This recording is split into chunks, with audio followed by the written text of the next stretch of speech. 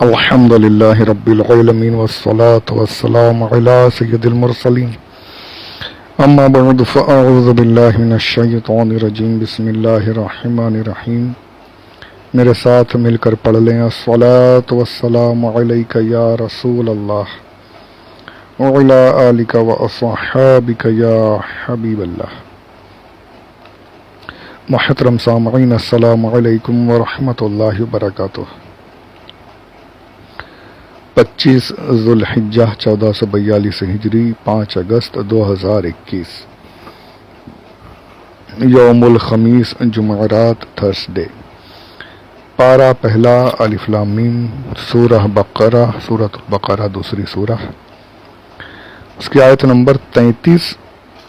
جو میں نے پچھلے آڈیو میں آیت کو مکمل کر لیا تھا، لیکن اس کے کچھ فوائد جو اس آیت سے جو مسائل ثابت ہو رہے تھے وہ عرض کرنا ضروری سمجھتا ہوں، اس لیے ایک آڈیو ان فوائد پر بھی بنا لیتے ہیں جو اس آیت سے ثابت ہوتے ہیں.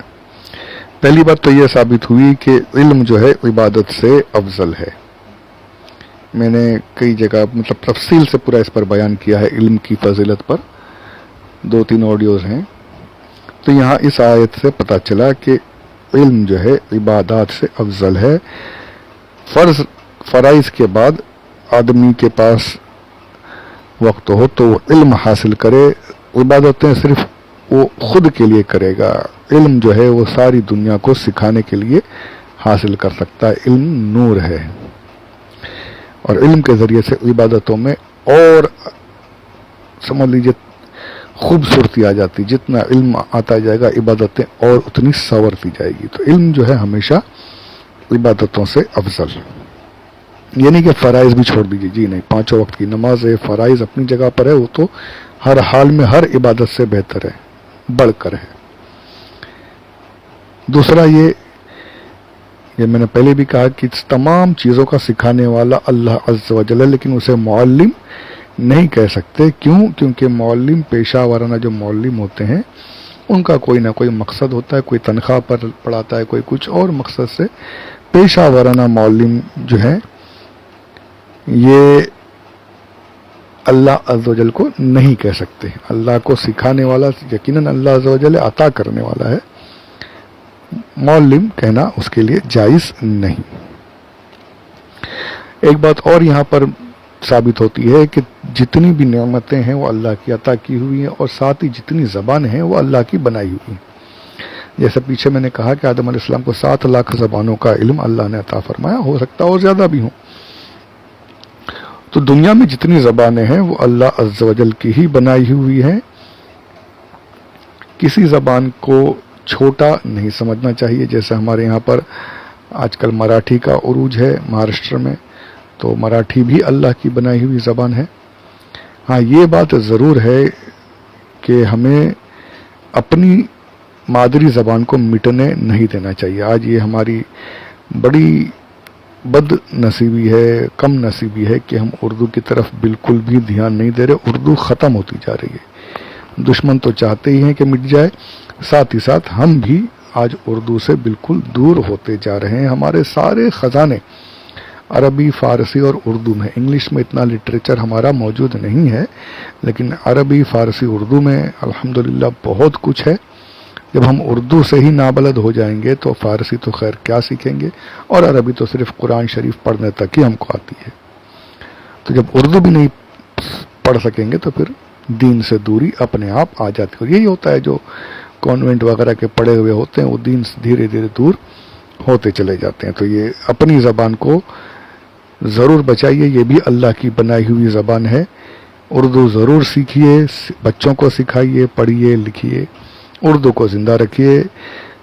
میں نے پیچھے بھی کہیں کہا ہے، یقیناً یہ حق بات ہے کہ کسی بھی قوم کو اگر مٹانا ہو تو اس کی زبان مٹا دو، قوم اپنے آپ مٹ جائے گی. اور وہی اسی قاعدے پر، اسی اصول پر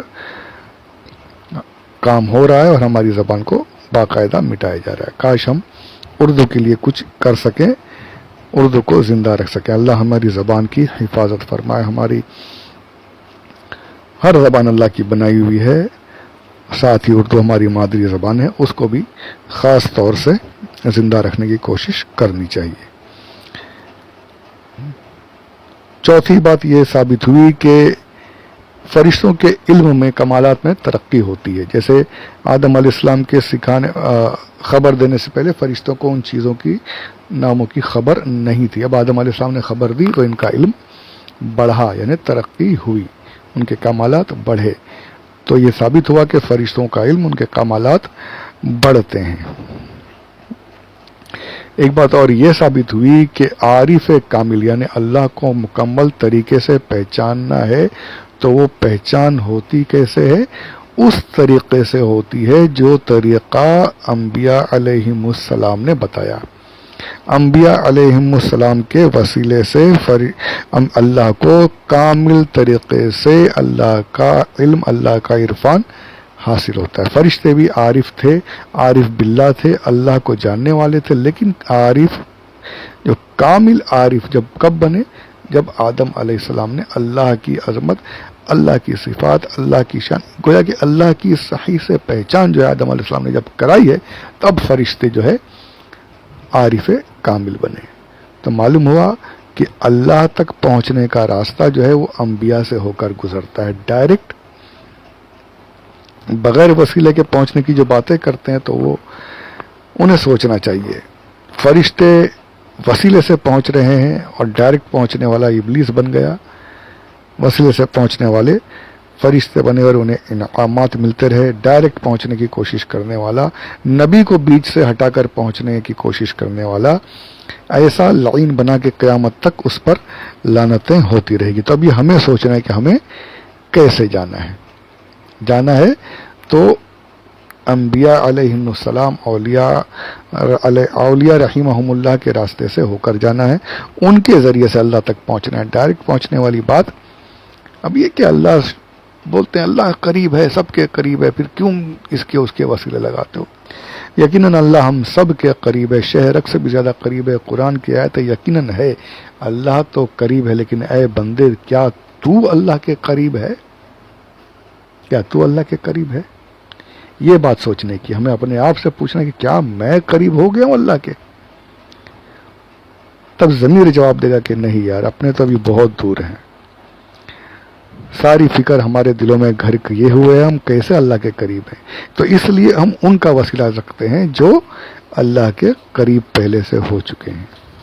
اللہ ان کے قریب ہے، وہ اللہ سے قریب ہے، تو ہم بھی ان کے ساتھ کہ یا اللہ تو تیرے پیاروں کے صدقے میں ہماری دعائیں قبول کر لے۔ تو یہ ہے وسیلہ۔ اس میں کیا شرک، کیا بدعت آ جاتی ہے یہ ہمارے سمجھ میں نہیں آتا۔ یہ شیطانی وسوسہ ہے، شیطان کا وار ہے، وسوسہ ہے، یہ لوگوں کے دلوں میں ڈال دیا۔ اللہ ایسے وسوسوں سے ہم سب کو بچائے رکھے، آمین بجاہ النبی الامین صلی اللہ علیہ وآلہ وسلم۔ اب ایک بات اور ثابت ہوئی کہ جس کو جو بھی ملتا ہے وہ انبیاء علیہم السلام کے ذریعے سے ملتا ہے، یہ ثابت ہوتا ہے یہاں پر۔ فرشتوں کا اللہ عز و جل ڈائریکٹ بھی تمام اشیاء کے ناموں کا علم دے سکتا تھا، لیکن دیا کس کے ذریعے؟ اپنے نبی کے ذریعے۔ تو معلوم ہوا کہ جو بھی ملے گا وہ نبی کے ذریعے سے ملے گا۔ تمہیں جو کچھ حاصل کرنا ہے دعائیں کرتے رہو، نبی کا وسیلہ لیتے رہو، نبی کے ذریعے سے تمہیں سب کچھ پہنچتا رہے گا، سب کچھ ملتا رہے گا۔ اور نبی کو چھوڑ کر بڑھنے والا پھر کیا حال ہوتا ہے؟ دیکھو وہ بھی بڑا تھا، دھتکار کر مسخ کر کے آگے سب تفصیل آئے گی، پھینک دیا گیا، باہر نکال دیا گیا۔ آج بھی یہ نبی کو چھوڑ کر جو آگے بڑھے تھے نا، یہ شیطان آج بھی جب جاتے ہیں اس کے چیلے آسمانوں کی طرف فرشتوں کی باتیں سننے کے لیے، تو بغیر نبی کے وسیلے کے جب گئے تھے یہ، اس وقت دھتکارا گیا۔ اس کے چیلوں کو آج بھی شہاب ثاقب مارے جاتے ہیں، ستاروں کو پھینک کر فرشتے ایسا مارتے ہیں کہ جل کر گر جاتے ہیں، زمین پر آ جاتے ہیں۔ جو بولتے ہیں ٹوٹتا ہوا تارا، یہ ٹوٹتا ہوا تارا وہ شہاب ثاقب ہے جو فرشتے مارتے ہیں شیطانوں کو۔ تو یہ ڈائریکٹ جانے والے تو مار کھا رہے ہیں، انہیں تو چوٹ لگ رہی ہے، پہنچ نہیں پا رہے۔ اور جو نبی کے ذریعے سے گئے صلی اللہ تعالی علیہ وآلہ وسلم، صحابہ کرام، تو روایتوں میں موجود ہے کہ کچھ صحابہ کرام کا حال یہ ہوا کہ جب وہ شہید ہوئے تو ان کی لاشیں آسمانوں پر اٹھا لی گئیں، डायरेक्ट जाने वाला कोशिश करते हैं तो उन्हें सितारे मार मार कर, शिहाब साक़िब मार कर फेंक दिया जाता है। जो नबी के वसीले से अल्लाह तक पहुंचने की कोशिश कर रहे थे, नबी के वसीले से, नबी के ज़रिए से अल्लाह तक पहुंच रहे थे, उनका हाल ये कि उनकी लाशों तक को भी अल्लाह ने आसमानों पर उठा लिया। सुभान अल्लाह। तो भाई हम तो अल्लाह के प्यारों के नक्शे कदम पर रहेंगे। वो डायरेक्ट नहीं गए तो हम भी डायरेक्ट नहीं जाने वाले, हम भी उसी रास्ते से जाएंगे जो रास्ता नबियों ने बताया। नबियों के दामन को पकड़ करके, औलिया इकराम के दामन से वाबस्ता होकर के, नबियों से वाबस्ता होकर के अब खुदा तक पहुंचेंगे, उनके साथ होकर पहुंचेंगे। डायरेक्ट पहुंचने वाला शैतान था, उसने कोशिश की और उसकी कोशिश में नाकाम भी हुआ और ऐसा लईन हुआ कि क़यामत तक उसे लानत बरसती रहेगी, उस पर लानतें होती रहेगी। तो यहाँ इस आयत से यह भी साबित हुआ कि जो कुछ मिला, जो कुछ हासिल होगा वो अंबिया अलैहिमुस्सलाम के वसीले से हासिल होगा। डायरेक्ट लेने वाले शैतान बन गए, डायरेक्ट जाने वाला शैतान बन गया, लानत का मुस्तहिक बन गया। तो अल्लाह हमें डायरेक्ट वाली जो शैतानी तौहीद है उससे अल्लाह हमारी हिफाजत फरमाए और अपने प्यारों का वफादार बनाकर हम रखे, प्यारों की वफादारी हमें सिखाए और वफादारी करते हुए ही मौत अता फरमाए। आमीन बिजाहिन नबी अमीन सल्लल्लाहु अलैहि वसल्लम। तो अब ये आयत नंबर 33 के जो फ़वाइद थे वो भी मैंने मुख्तसरन अर्ज़ कर दी हैं। इंशाअल्लाह अगले ऑडियो में आयत नंबर 34 को शुरू करेंगे।